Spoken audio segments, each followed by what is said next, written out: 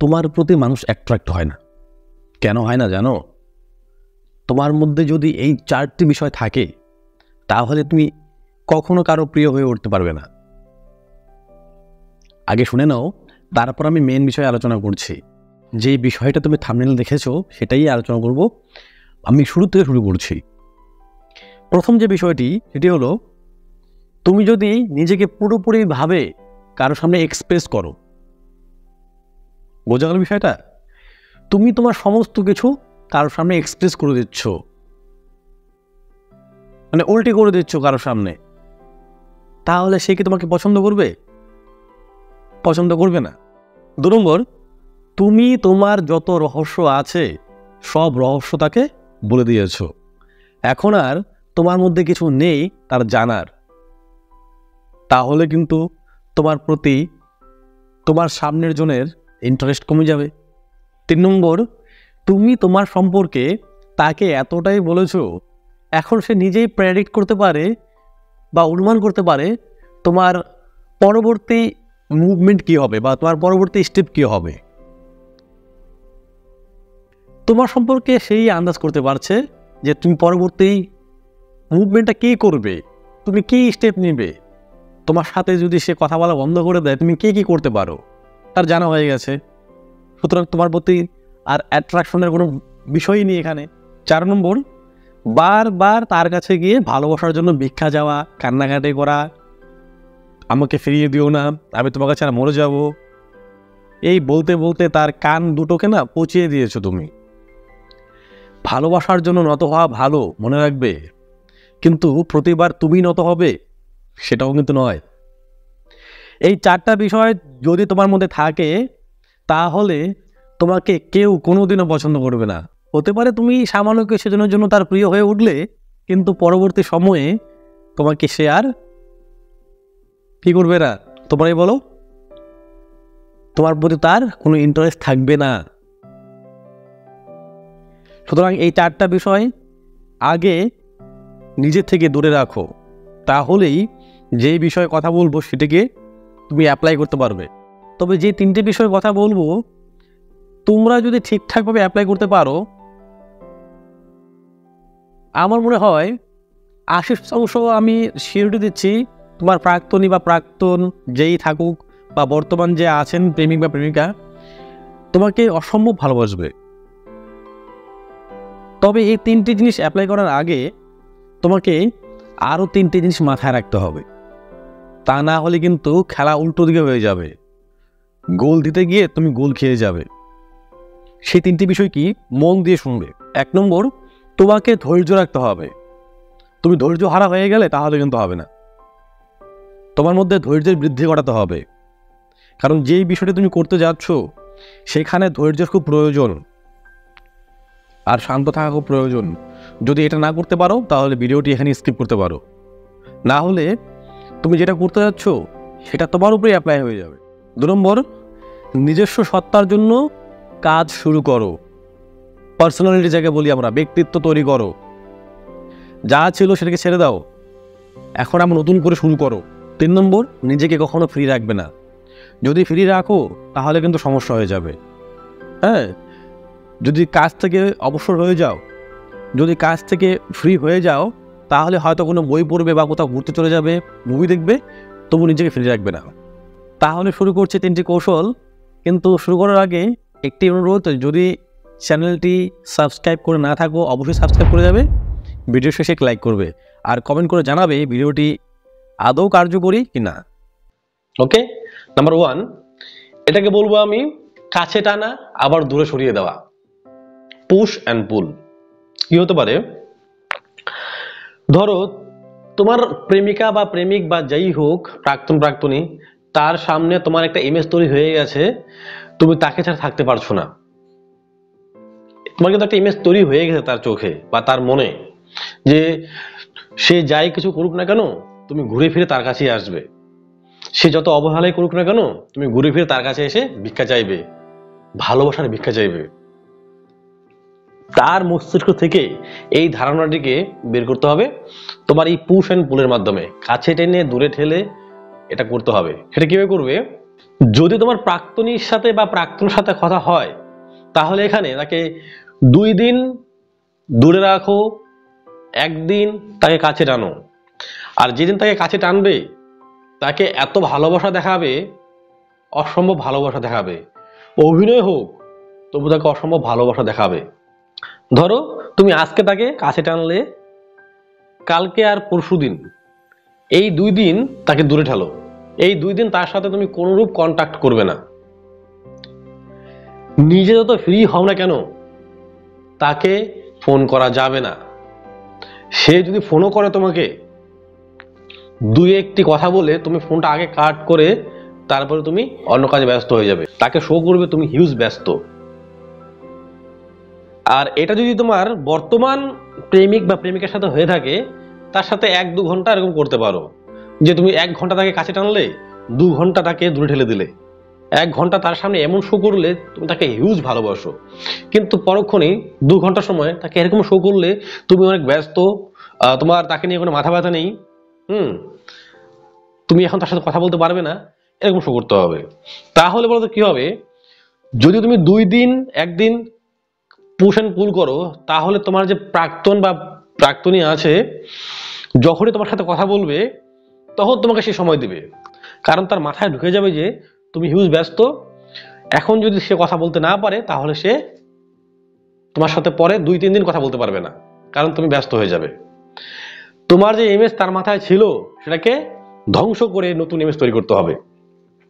আর বর্তমান যে তোমার প্রেমিক বা প্রেমিকা আছেন, তার সাথে 1 ঘন্টা বা 2 ঘন্টার জন্য কেন বলছি, তুমি তাকে 1 ঘন্টা কাছে টানলে, আবার 2 ঘন্টা দূরে রাখলে, এতে কি হবে, তার মাথায়ও তোমার জন্য একটা ইমেজ তৈরি হবে যে আমি এই 1 ঘন্টার সময় ওর সাথে কথা বলতে পারছি, তারপর তো সে তো ব্যস্ত হয়ে যাবে, তারপরে আমি 1000 ফোন করলে সে কথা বলতে পারবে না। আর দেখাও না অভিনয়, অসুবিধা নেই, কিন্তু নিজের ইমেজ তৈরি করো। না হলে সারা জীবন মানুষ তোমাকে এত ঠকাবে, এত ঠকাবে, আর ঠকতে ঠকতে তুমি এত অভিজ্ঞ হবে, শেষে তুমি অভিজ্ঞতা কাজে লাগাতে পারবে না। কারণ তখন তুমি হয় থাকবে চিতাতে, না হলে থাকবে কবরে। 2 নম্বর, তার কাছে তুমি মরীচিকা হয়ে ওঠো, তোমাকে মরীচিকা হতে হবে। একটি হরিণ ঘটনাক্রমে একটা মরুভূমিতে পৌঁছে যায়। তার খুব পিপাসা পায়, জল পিপাসা পায়, খুব তৃষ্ণার্ত সে। মরুভূমিতে যেদিকে তাকায় দূরে দেখে শুধু জল আর জল আর জল। আর হরিণ সেই জল খুঁজতে গিয়ে আরো ক্লান্ত হয়ে যায়, কিন্তু জলের সন্ধান পায় না। যখনই সামনে যায় গিয়ে দেখে বালি আর বালি আর বালি। এটা হলো মরীচিকা, সবাই জানি আমরা এটা। এরকম তার কাছে তোমাকে হতে হবে। তোমাদের সম্পর্ক ভালো হোক বা খারাপ হোক, কখনো বহিঃপ্রকাশ করতে যাবে না তুমি নিজে তার কাছে। তুমি যত নিজেকে প্রকাশ করবে ততই কিন্তু তার পেট ভরে যাবে। আর যখন পেট ভরে যায় তখন আমরা খেতে আসি, আর খেতে আসি না। কিন্তু মাথায় রাখবে, ভালোবাসা আর খাওয়া সবসময় অর্ধেক খেতে হয় বা অর্ধেক খেতে দিতে হয়। তাহলে কি হয়, তোমার একটা চাহিদা থাকবে, তুমি আবার খাবে গিয়ে। এবার তুমি এত খেয়ে ফেললে তোমার পেটে আর জায়গাই নেই, খেতে আসবে তুমি? যখন খিদে পাবে তখন আসবে, তখন তোমাকে আমি আবার খাইয়ে দিলাম। তুমি তো মানে কয়েক ঘন্টা রান্নাঘরের দিকে আসবে না। তো এরকমই ভালোবাসা যদি তুমি তাকে পুরোপুরি দিয়ে দাও, তার যদি পেট ভরে যায়, তাহলে কিন্তু সেও তোমার থেকে দূরে থাকবে। আবার যখন তার প্রয়োজন হবে তখনই আসবে, তোমার প্রয়োজনে সে আসবে না। তাই তাকে অর্ধেক ভালোবাসা দাও, নিজেকে মরীচিকা করে রাখো, সেই জন্য তোমাকে দেখতে পায় কিন্তু ধরতে যেন না পায়। 3 নম্বর হলো যোগাযোগ বন্ধ, যাকে বলতে পারি নো কন্টাক্ট। তার সাথে তুমি কোনরূপ কন্টাক্ট রাখবে না। এবার এটা কি হবে, পাগল হয়ে যেও না, এখনই বলছি আমি।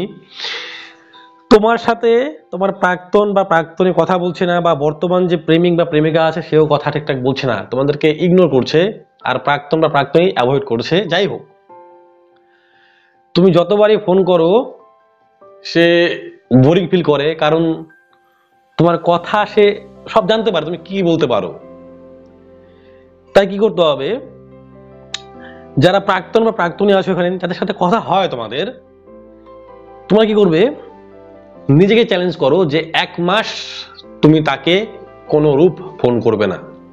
তোমাদের সম্পর্কের উপর নির্ভর করে এটা 1 মাস করতে পারো, 2 মাস করতে পারো, 15 দিন করতে পারো। এইবার যখন তুমি এই 1 মাস তার সাথে কন্ট্যাক্ট রাখবে না, এটা কিন্তু করতেই হবে। তুমি 10 দিন কন্ট্যাক্ট করলেন, তারপর তুমি আবার তাকে ফোন করলে তাহলে হবে না। কিন্তু এরকম মাঝে মধ্যে যদি কল করো তাহলে কিন্তু এই নো কন্ট্যাক্ট যে রুল সেটা ব্রেক হয়ে যাবে। এবার তুমি ওয়েট করো আর নিজের কাজে ব্যস্ত থাকো। ওয়েট করা মানে তার ফোনের জন্য ওয়েট করা তা না, কিন্তু তার ফোন সামনে নিয়ে তুমি ধ্যান করছো না, এরকম না। তুমি নিজেকে কোনো একটা কাজে ব্যস্ত করে ফেলো, যাতে করে তার কথা মনে পড়লেও তোমার উপায় না থাকে। এবার তুমি দেখো সে তোমাকে কন্টাক্ট করে কিনা, কোনো SMS করে কিনা বা কল করে কিনা। এইবার যদি সে SMS বা কল করে, তাহলে যেভাবে কথাগুলো বললাম, আগের যে 2টো পয়েন্ট বললাম, সেভাবে তার সাথে কথা বলে যাও। কি বলেছিলাম? পুশ এন্ড পুল। তারপর 2 নম্বর কি বলেছিলাম? মরিচিকা।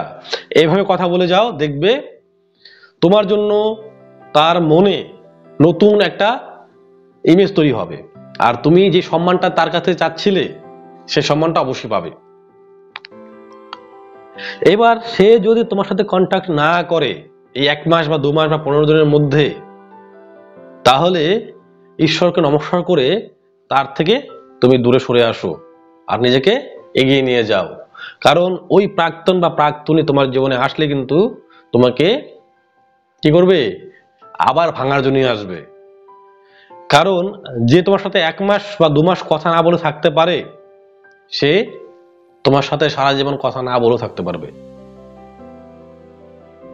এবার তোমার প্রশ্ন যে সেও তো ভাবতে পারে যে আমি তাকে ফোন করিনি, সে কিভাবে ভাবুক। এতদিন এই ভেবে কিন্তু তোমাকে আজকে এই ভিডিও দেখতে হচ্ছে। তুমি যতদিন এইটা না ভাবতে, তোমাকে আমার এই ভিডিও দেখতে হতো না। সে কিভাবে ভাবুক, তুমি তোমাকে অন্য কাজে ব্যস্ত রাখো, নিজেকে এগিয়ে নিয়ে যাও, নিজেকে তৈরি করো। দেখবে মানুষ তোমার সাথে সম্পর্ক তৈরি করতে আসবে। প্রজাপতি ধরতে চাও, বোকা তুমি, বাগান করো, প্রজাপতি এমনি আসবে। বর্তমানে প্রেমিক বা প্রেমিকা যারা আছো, তোমরা কি করবে?